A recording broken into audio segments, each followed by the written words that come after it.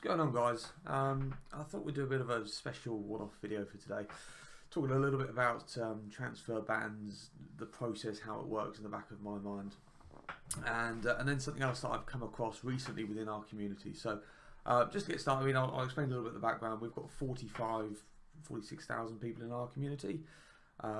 Brilliant community, but we see it all the time where people are getting banned, sometimes at random by EA, sometimes perhaps not so randomly, but there are definitely, I don't think EA's current AI scripting, should we say, to pick up on people that are being transfer banned is clearly not working properly. But anyway, that's a different argument for a different day.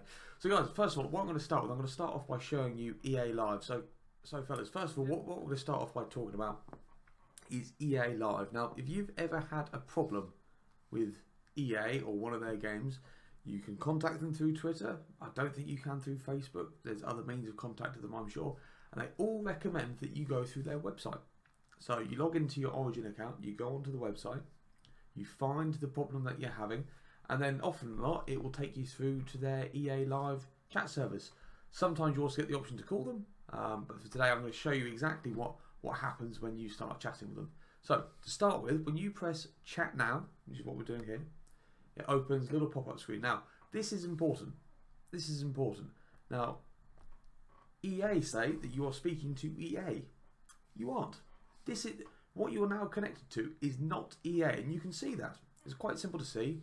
Sales.liveperson.net. That's not EA.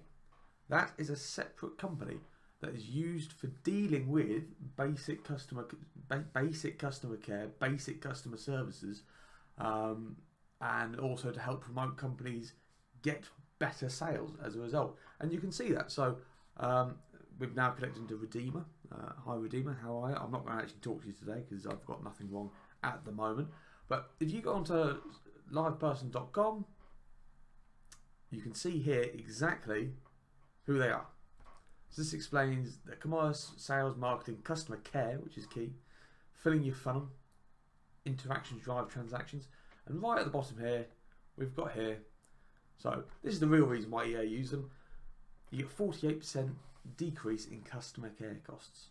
That's what this is what they're advertising. This is what they're selling to companies.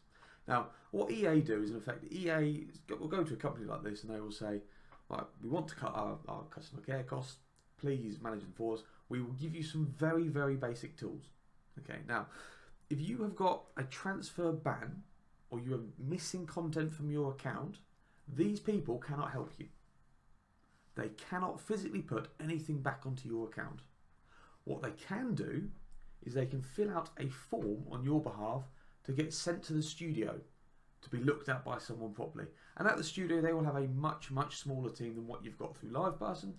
There'll be a small cluster of people that will actually be able to help you. But the key thing is when you are talking to EA Live, they can do nothing to help you. They cannot do a thing. All they can do is fill out a form. What you need to do, because a lot of the time they will try and just back you away, you need to ask for them to speak to the special team at the FIFA studios.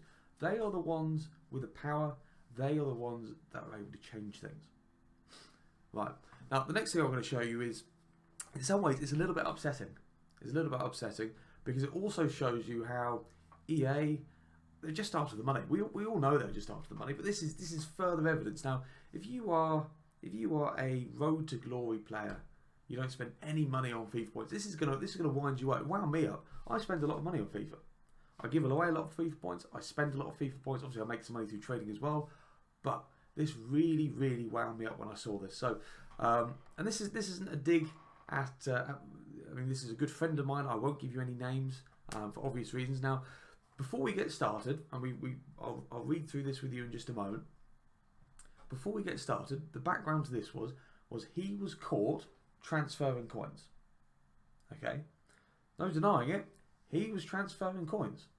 He should have been banned. He went against terms of service. Okay, now this is where things get interesting. A lot of people, you see it all the time, they're getting banned. They can't overturn it, whatever else. They get final written warnings, whatever. They say we're not going to do. The famous one from EA is we now consider the case closed and we will not be looking into it any further. But my good friend here, he chased him. He kept going and going and going, facing legal action, the works. He uses arbitration rights with EA, which basically says that he's allowed a one-on-one arbitration session, which is basically where you get the person and the company trying to come to terms and find an agreement. Now, this here is his final response. So this is after them badgering and badgering and badgering. It says, "Hello, my friend. I escalated your case within the FIFA studio, and as an exception and without admission to liability, as required to be stated by our legal department, I am permitted to remove the trade market lock on your account. The player in question," this is just talking about the player where he's transferred the coins. This is what he was caught on. "The player item in question was listed with the highest coin price available, price ranges. The minimum price and buy now of the item which he purchased was 100. Basically sold the coins, and he transferred the coins by selling them for 390,000 on bid. That's what he's done. He's admitted that privately. Obviously, he's not going to say this to EA because he wants his account back. But that's what he's done. He's broken terms with us, and for once, they've caught someone. They've caught someone, and they've done it properly, and they banned his market. They said, no, that's it. No more coin, no more transfer market for you. They removed it from him, which to him was a big thing because he spends a lot of money.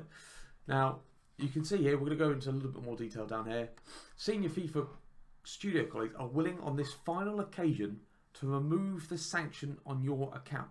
Now, this is where it gets interesting. Your spend history indicates you are a dedicated player outside of the road trade identified on your account. Your spend history, how much you've spent. Now, this person has spent well over £2,000 on this game. So I'm going to ask you the question, do you think, if you had a Road to Glory account, if you were a trader, do you think they would look at that and say, well, your spend history indicates that outside of these transactions, you are a safe player. You are a player that doesn't break the rules. That is ridiculous. One, it's not treating your customers fairly, is it? I haven't seen this before. I haven't seen this anywhere before. I know the person in question here is a high spender. I have not seen this anywhere else before.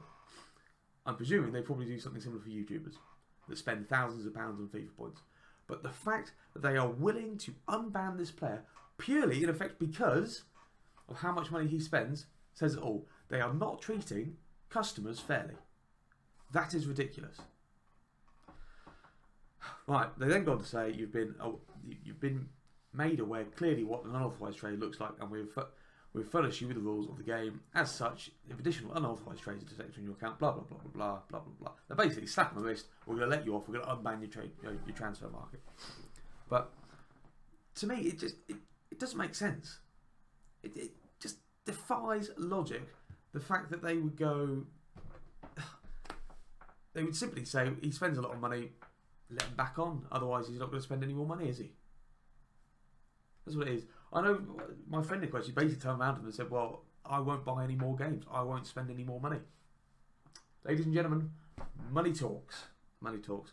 That's me done for now. I was stunned when I saw this. I was delighted that my friend got what he wanted back. That was superb. I'm really happy for him. At the same time, fuck me, EA. That's appalling.